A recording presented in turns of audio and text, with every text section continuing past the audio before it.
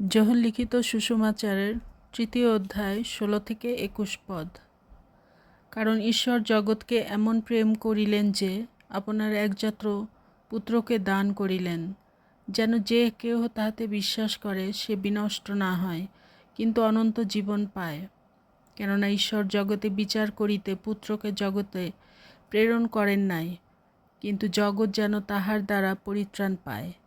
যে তাহাতে বিশ্বাস করে তাহার বিচার করা যায় না, যে বিশ্বাস না করে তাহার বিচার হইয়া গিয়াছে, যেহেতু সে ঈশ্বরের একজাত পুত্রের নামে বিশ্বাস করে নাই।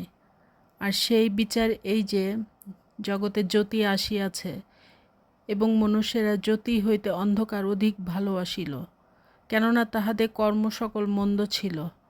কারণ যে কেহ কদাচরণ করে সে জ্যোতি ঘৃণা করে এবং জ্যোতির নিকট আইসে না, পাছে তাহার কর্ম সকলের দোষ ব্যক্ত হয়।